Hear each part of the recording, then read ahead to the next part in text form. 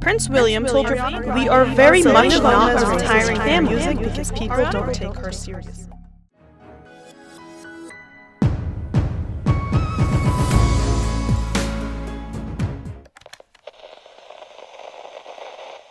Hey everyone, and welcome back to Exposing SMG. Today I have a special video for you. I'm starting this new series called Pop Culture Digest, where I run through all the notable celebrity news of the week or the past couple of days. I picked the most relevant to me or my audience, but you guys can elaborate on some news of your own in the comment section below. This digest will include Zayn Malik and the Grammys, Demi Lovato and Ariana Grande's collab, Selena Gomez retiring, and finally, the responses of the royal family, including Prince William and the Queen, on the allegations made by Meghan and Harry on Oprah. Put timestamps in the description box as well. Without further ado, let's start. Number 1. Zayn calling out the Grammys.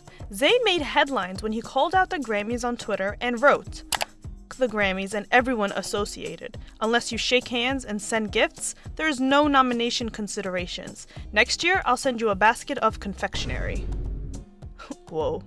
And then a few hours later, he clarified what he meant and said, "My tweet was not personal or about eligibility, but was about the need for inclusion and the lack of transparency of the nomination process, and the space that creates and allows favoritism, racism, and networking politics to influence the voting process." Ooh, I can already tell you that the first tweet was probably written by Zayn and the second one was damage control by his team, but anyways. I believe he's upset because he's never been nominated for Grammy before. Zayn definitely has a valid point, and several artists have expressed how fed up they've been by the Grammys. Matter of fact, the only person who doesn't seem fed up by the Grammys is Taylor Swift. And that's why her name has been coming up a lot on social media as of late, because she's being accused of doing exactly what Zayn is complaining about. Now here's the thing about the Grammys. It really is one big social connection ladder.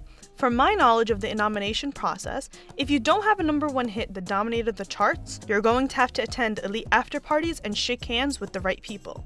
So Zayn is completely right, but my question is it wrong for that to be part of it?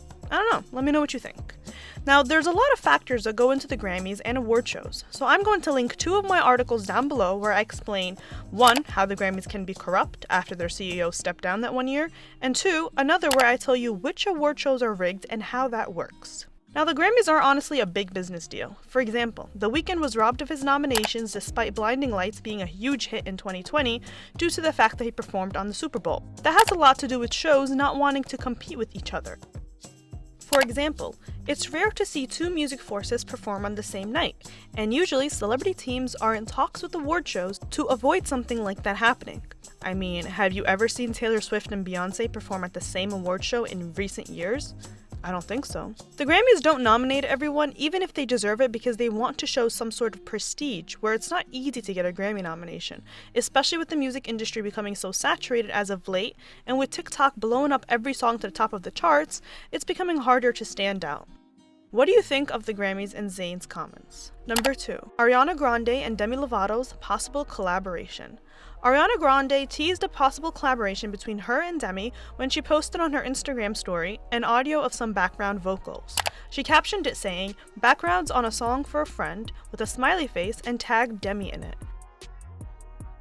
Demi then reposted the story and added some eye emojis.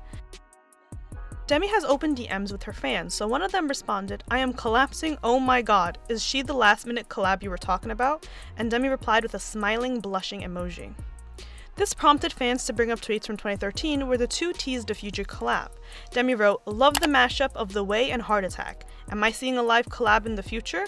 Hashtag yes please." And Ariana replied saying, "I'm in."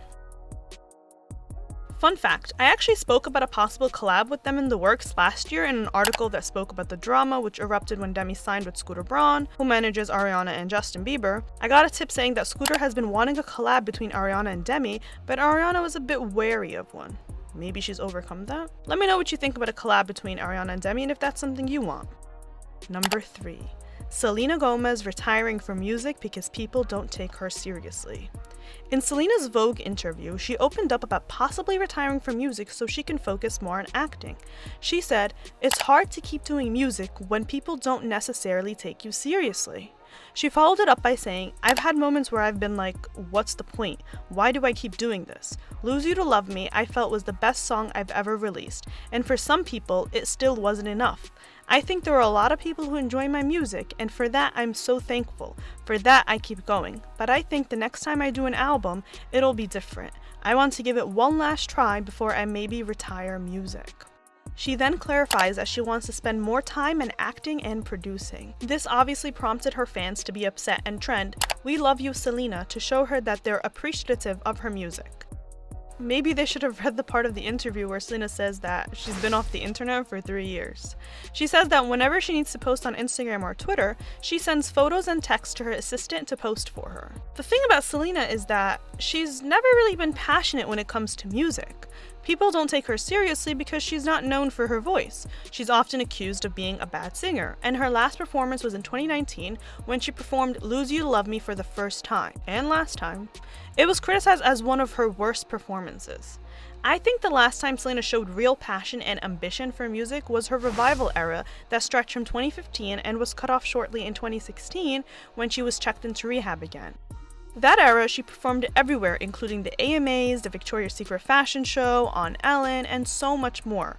Her revival tour was one of the most produced tours of hers to date.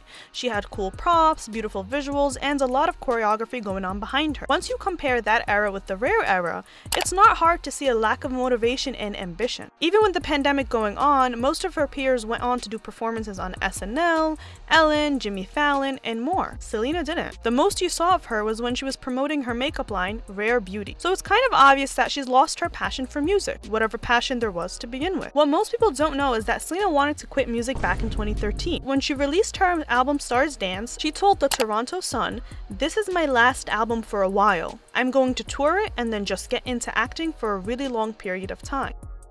At the time, Selena had a bunch of movies racked up. She was starring in a bunch of different movies that she hoped would catapult her into the movie industry, where she would be taken seriously as an actress. Unfortunately for her, that didn't happen. Most of the movies that she starred in flopped at the box office, and she was even nominated at the 34th Golden Raspberry Awards as the worst actress for her role in The Getaway. Selena then made her return to music with Revival in 2015. She is now doing Spanish music, but her songs are quickly on the decline. Her last hit was "Lose You to Love Me," which was a #1 smash on Billboard after the Bieber's wedding.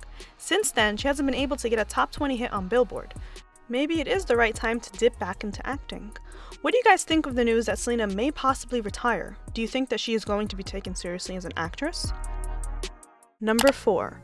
Harry Potter actor Katie Leung claims that publicists told her to deny that she was experiencing racist attacks while filming. Katie portrayed Cho Chang on the Harry Potter film series. On a recent episode of the Chinese Chippy Girl podcast, Katie claimed that she faced racist attacks after her role was announced, and that she was told by publicists to deny they were happening. She said, "I was Googling myself at one point, and I was on this website. I remember reading all the comments, and yeah, it was a lot of racist shit." She even claims that she found a hate site dedicated to her, but when she talked to publicists about it, she said, "I remember them saying to me, 'Oh look, Katie, we haven't even seen these websites that people are talking about.' And you know, if you get asked that, just say it's not true, say it's not happening." She said that she was definitely grateful to be part of the film series, but even admitted in 2016 that she can't remember much about that part of it because she was so in denial of what was happening.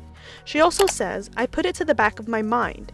I don't know if that is the best way to deal with it, but that is naturally what I did in order to move on and be a good actor." What do you guys think? It's sad that Katie has experienced this, but I'm happy that celebrities are coming out with their experience of racism in the industry in order to dismantle the normalcy surrounding racism. It's as if people of color should just expect racist comments at this point, and that's disgusting. Number 5. The royal family slowly responds to the allegation made by Prince Harry and Meghan Markle.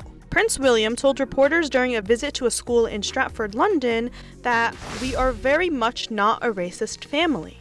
When asked if he had spoken to Prince Harry after the Oprah interview, he added, "No, I haven't spoken to him yet, but I will." Sir, have you spoken to your brother since the interview? No, I haven't spoken yet, but I will do. And can you just let me know, is the royal family a racist family, sir? We're very much not racist. This comes after Queen Elizabeth responded to Harry and Meghan's Oprah interview by saying that they will address the allegations privately. Buckingham Palace issued a 4-sentence response saying the couple's accusations of racism and lack of support are taken very seriously and will be addressed by the royal family privately. The statement reads, "The whole family is saddened to learn the full extent of how challenging the last few years have been for Harry and Meghan. The issues raised, particularly that of race, are concerning. While some recollections may vary, they are taken very seriously and will be addressed by the family privately. Harry, Meghan, and Archie will always be much-loved family members." The Queen says that some recollections may vary, and this is probably in regards to a lot of the contradicting statements that Meghan and Harry put out on Oprah. You guys can check out my video on them where I list 8 lies told by Meghan and Harry. Where do you guys think this drama will lead, especially with the bubbling bullying allegations made against Meghan before the interview? I also made a video explaining that drama, so check that out. That's all I have for you today. Let me know what you guys think of this new segment called Pop Culture Digest. What other news have I missed out on? Comment down below. If you enjoyed this video, give it a like and subscribe for more. Thanks for watching, and as always, I'll see you next time.